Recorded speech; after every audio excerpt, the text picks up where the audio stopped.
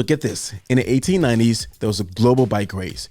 Everybody used a bike everywhere, including the work. But then in the 1920s, the rise of suburbs and the popularity of a car, thanks to Ford and the Model T, completely stole the show away from the bikes. But why?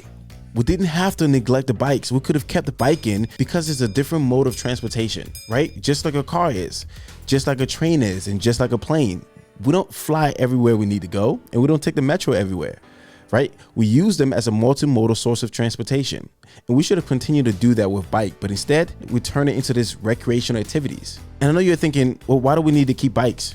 Well, think about it. Today, the average person doesn't travel more than 5 miles throughout their days. And we could use biking for those short modes of transportation, but instead we take a car because we're accustomed to that, and biking is now recreational. But I bet the UK knew that, because in 1923, they started their first bike to work day, and that tradition continued up until today, which explains why they're one of the best biking cities in the world. But the US can catch up too and go back to using bike as a mode of transportation, especially now that we have e-bikes. So in 1956, the US started their bike month. So tomorrow we have bike to work day, and I'll be attending to see what progress are we making in these areas. How excited do people in the community feel to ride and bike and get into work? And how convenient is it to really do this? So we're gonna be doing bike to work day.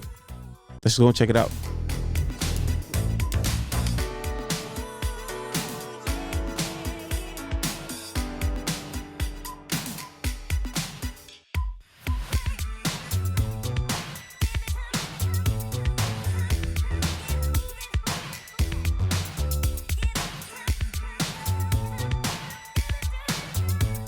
All right, so hello guys. I'm here today at the National Bike Week, and I'm here with Matt Jones. Matt Jones, yeah. Okay, so tell us a little bit about yourself and what were you guys hoping to accomplish today? Great. Hello, I'm Matt Jones. I'm the mobility manager for the National Landing Business Improvement District. And so every May in the country, United States, it's Bike Month. And the big day during Bike Month is Bike to Work Day, which is today. And we're just accomplish this to celebrate people-powered mobility. So obviously with bikes, we have e-bikes now, but you still have the power by ourselves, right? And so we want to celebrate cyclists and cycling, and just advocate also for getting more folks out to cycle, more folks out to bicycles, and also advocate for more bike facilities like protected bike lanes, as well as protected intersections and other facilities to make it safe for bicyclists to travel from A to B. Awesome. So Matt, how many years have you been doing this now? Yeah, so I'm a transportation planner by background. I'm an urban planner by my graduate degree. And so I would say this is probably like since 2015, I've been doing Bike to Work Day, 2015, 2016. So almost 10 years now I've been doing an event like this, whether it's in Colorado or in Baltimore, DC, or now Virginia.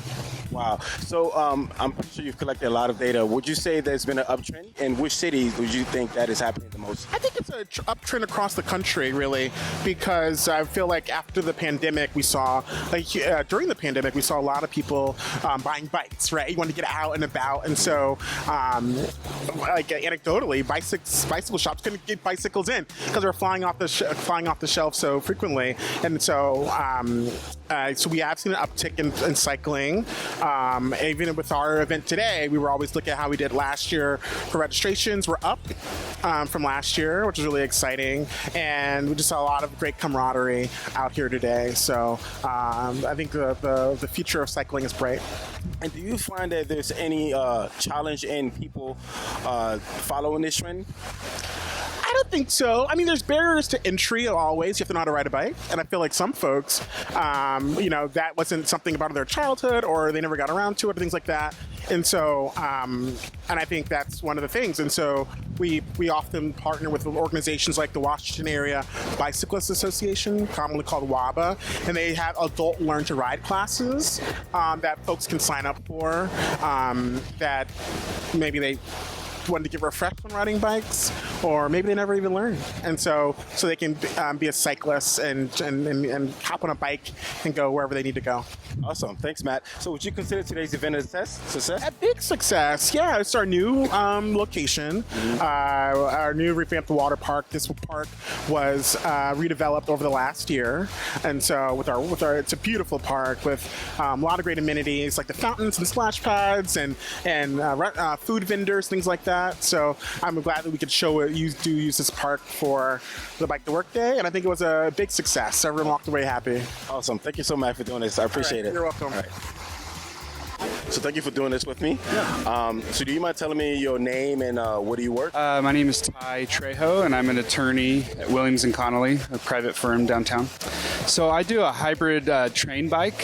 So I bike to the train station in Burke, and then I stop off here, and then I ride across the river to my office in the wharf. So it's like a 5.5 miles, so about 11 miles round trip every day. What motivated you to sort of use that mode of transportation as opposed to driving? Traffic makes my blood pressure go up, makes me a worse person, and I hate it. And I've been bike commuting for probably over 10 years now, and everything about it, like my truck, my automobile expenses go down for even just like oil changes and mileage, and I only put like 3,000 or 4,000 miles on my truck, and I get to work on the train for 30 minutes if I need, and then I do podcasts and stuff, so I'm like super productive, so it's an hour commute, but I get my exercise in, and I can work and I can listen to podcasts, so it's beats driving, blows it out of the water. Wish everyone knew that, right? I know you've been doing this for a while now, biking to work. Do you notice a trend in more people doing this? I don't see many people on my commute. I do see a few, like those of us, we know each other when we see each other every day. My office just did like a bike to work education and like encouragement. So, but people, they just don't know what to do about sweating, and they don't know what to do about, like, once you get all the logistics figured out, it's sort of a no-brainer. I mean, and I have kids and I'm a busy attorney, so I don't have a lot of time to exercise. So by incorporating it into my commute has always been, like a great way of being able to be hyper efficient and, two birds with one stone of being able to commute to work and exercise. Yeah. Exercise is critical for mental health and just like general well-being. So I don't know. I'm a big fan of this community, and I wish more people would. And I have a list of pros and cons, and the cons for like biking is just sweat. Everything else is like it weighs to your advantage. Like you're doing, you're keeping the environment clean. You get to the office with your blood pumping, and you're just like so much more productive. Your mental health is better.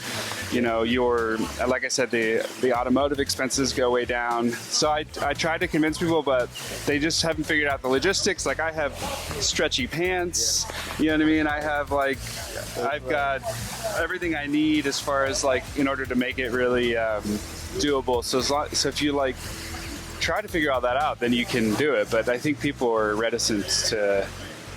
I don't know. Especially as an attorney, like, look at me. I'm dressed for work. I'm fine. Like, I don't need to, like, even get changed, but we have a locker at our office if we need to do that. But I think that's what prevents people from doing it. Awesome. Thank you so much for doing this with me. Yeah, thanks. Appreciate it.